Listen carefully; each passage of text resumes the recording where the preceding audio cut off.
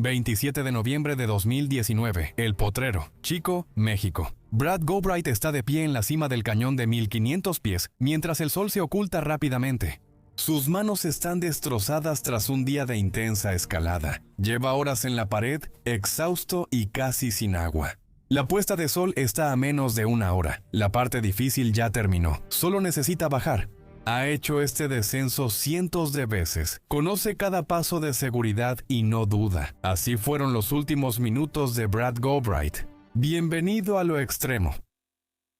Brad Gowright no vivía como la mayoría de las personas. Para empezar, su vida era increíblemente móvil. Y no lo digo metafóricamente. Su hogar era literalmente un Honda Civic. Todo lo que tenía cabía en ese auto. Saco de dormir, estufa, magnesio y zapatos de escalada. Conducía de un risco a otro por todo el oeste de Estados Unidos, viviendo casi completamente al aire libre, escalando casi todos los días. ¿Por qué vivía de esa manera? Para Brad, escalar era lo único que quería hacer diario.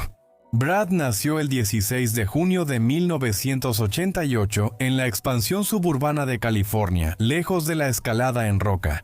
Sus padres eran excursionistas, no escaladores, pero la escalada simplemente le atraía. A los 5 años, en fútbol, prefería trepar postes que jugar. A los 8, subió el monte Whitney con su padre. Su madre comentó: «Bajó de esa montaña como otro niño. Desde entonces, la escuela ya no era importante», dijo.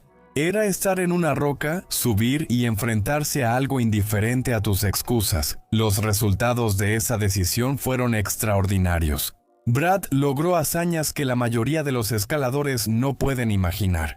Realizó más de 100 ascensos de El Capitán, una de las paredes de roca más famosas del mundo. La mayoría de los escaladores tarda de 3 a 5 días. Brad no escalaba así.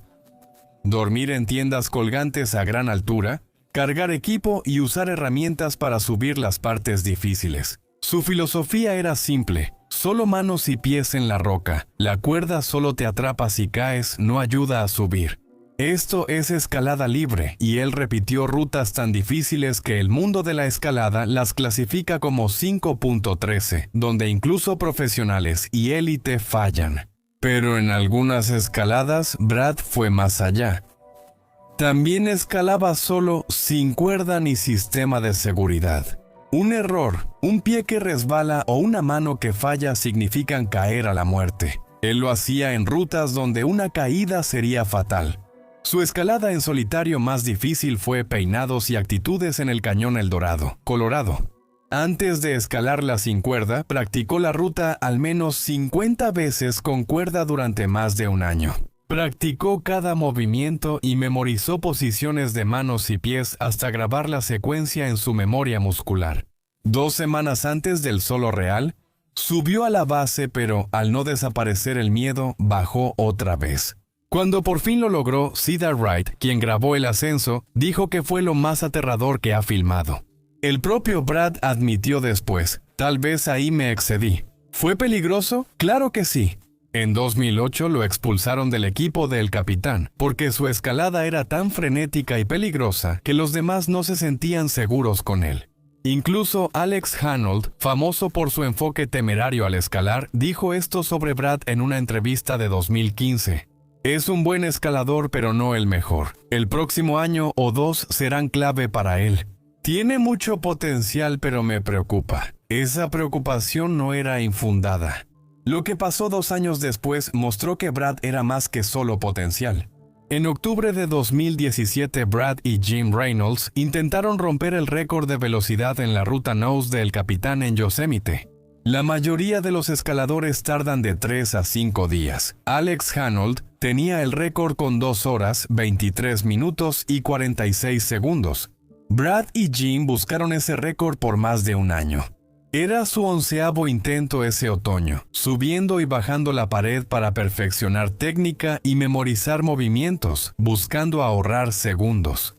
Y el 21 de octubre finalmente lo lograron: 2 horas, 19 minutos y 44 segundos, 4 minutos más rápido que Alex Honnold.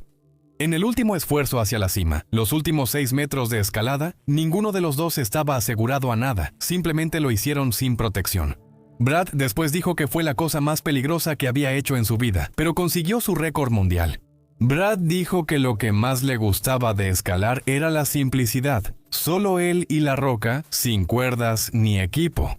La pureza y la concentración absoluta que requería ese desafío lo hacían regresar siempre.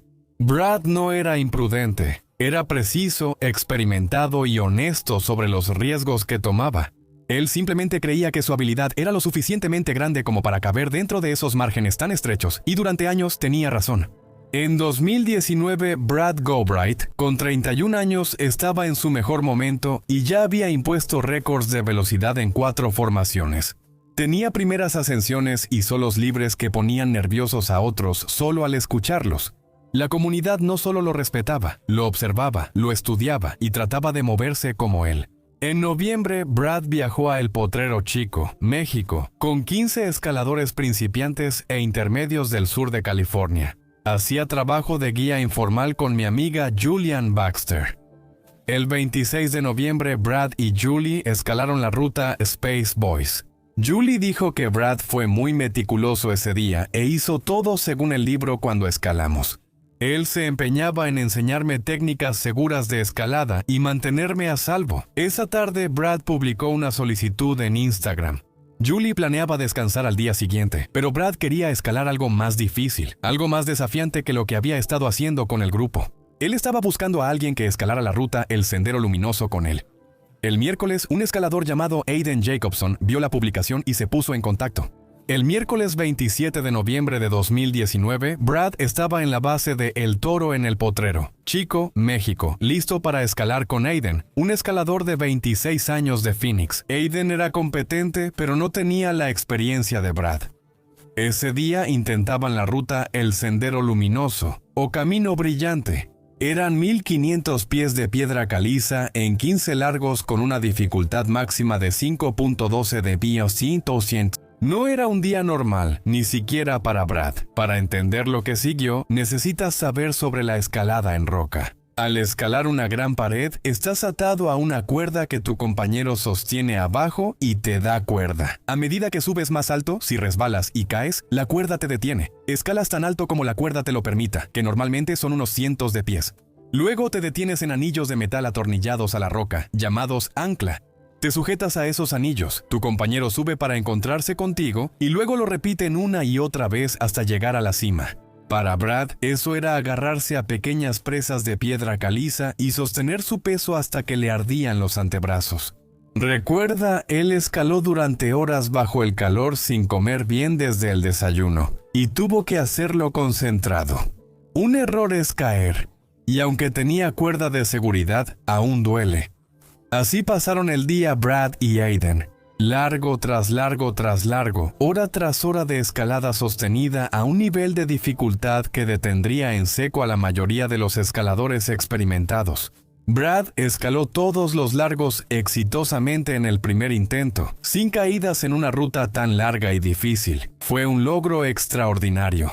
Ya para la tarde estaban de pie en la cima. La parte difícil había terminado. El cañón se extendía debajo de ellos. Ya entrada la noche, habían llegado a la cima. Me imagino que se tomaron un momento ahí arriba. Recuperaron el aliento, quizá bebieron un poco de agua y miraron la vista hacia abajo.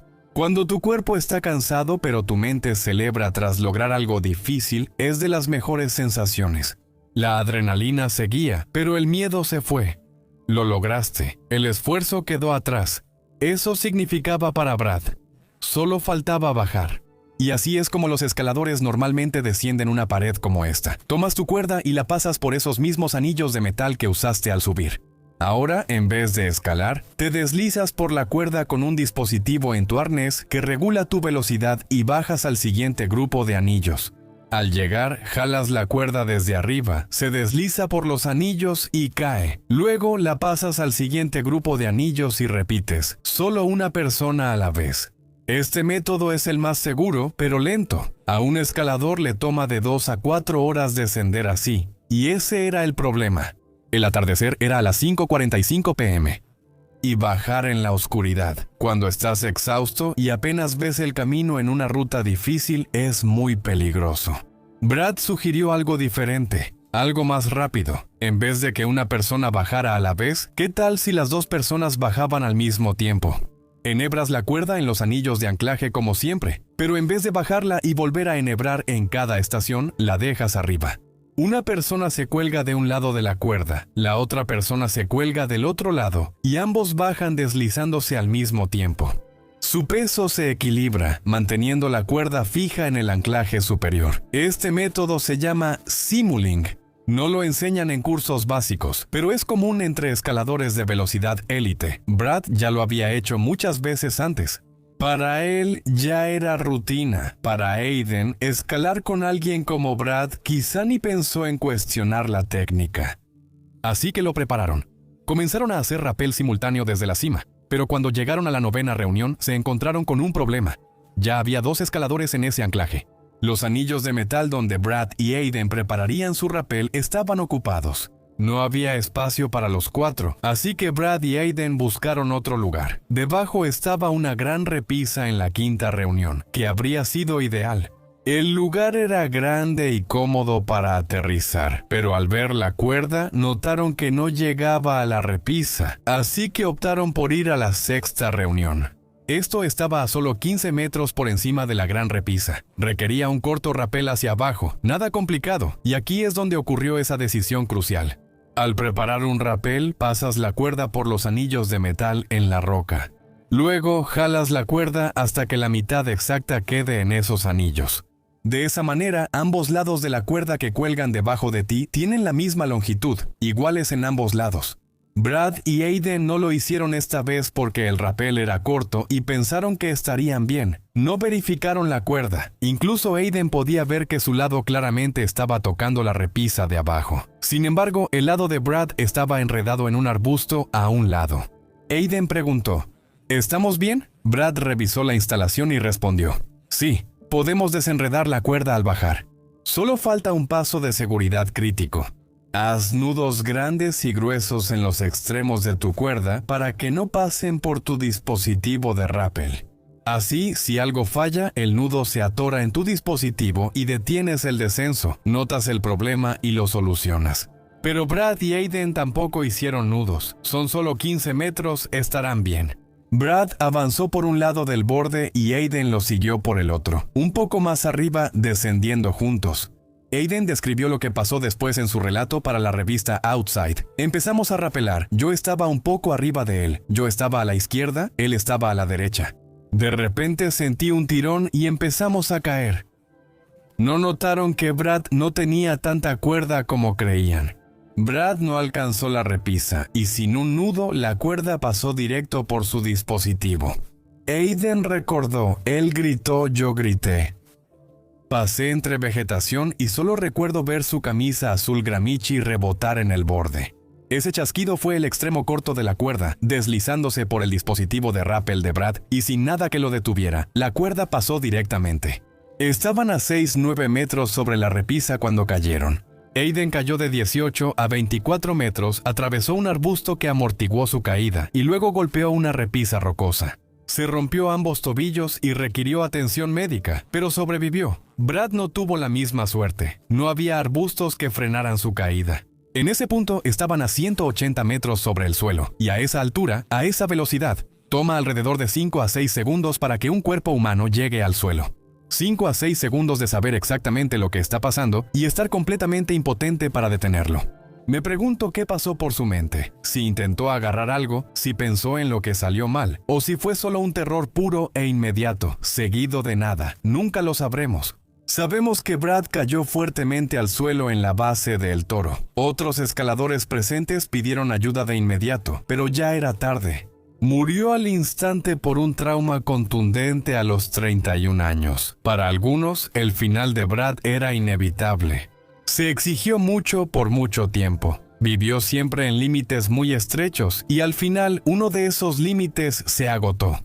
Pero al analizar la secuencia exacta, esa explicación se sostiene menos. Brad sabía hacer nudos de tope y entendía la simulación mejor que casi todos. Él le enseñó esas técnicas a Julie el día anterior y ya las había usado con éxito muchas veces. Entonces, ¿qué ocurrió realmente? En 1997, los psicólogos cognitivos Byrne y Bover identificaron un comportamiento que llamaron error post-completación. Ocurre cuando el objetivo principal de una tarea ya se ha logrado y aún queda un paso secundario crítico, pero ese paso se omite. El cerebro considera la misión completada y desvía recursos cognitivos, por lo que los pasos restantes reciben menos atención. Este error es casi vergonzoso. Olvidar tu tarjeta en el cajero tras retirar dinero o dejar un documento en la fotocopiadora tras sacar copias. La meta era el efectivo o la copia. Ya se cumplió. El cerebro omite recoger tu tarjeta o documento. En la brecha, estos errores son vergonzosos a nivel del mar, pero en la escalada resultan fatales. Así que ya sabes, cada semana en Patreon comparto contenido nuevo, un video exclusivo, análisis o historias personales que no subo a YouTube. Si quieres ver lo que sucede detrás de cámaras conmigo, únete a la comunidad extrema en Patreon. Nos vemos ahí. Al llegar a la cima del Sendero Luminoso, Brad y Aiden empezaron a cambiar. Pasaron de estar en alerta durante los 450 metros de escalada técnica a relajarse al terminar. Y en ese estado mental relajado, el juicio de que son solo 15 metros, no necesitamos centrar la cuerda, fue exactamente el tipo de cálculo que parece razonable. Al terminar la parte difícil, se suma el agotamiento físico. Tras horas de escalada exigente, el cerebro detecta menos errores de procedimiento, de forma medible. Esto no es solo de Brad Gowbright, es un problema humano, y los datos lo confirman. Entre 56 y 80% de las muertes en las montañas más altas ocurren al regresar tras alcanzar la cima. En la aviación comercial, casi la mitad de todos los accidentes mortales ocurren durante la aproximación y el aterrizaje. Última etapa del vuelo, cuando lo complicado ya pasó para la tripulación. En la escalada norteamericana, el rappel es una de las 3 principales causas de muertes anuales. Brad cometió un simple error y pagó el precio más alto. Brad se saltó una revisión básica de seguridad. ¿Y qué sucede cuando una leyenda de la escalada hace todo perfecto, asegura cada mosquetón y aún así cae? ¿Por culpa de un equipo defectuoso que usó durante años? Esta es la increíble historia de Todd Skinner.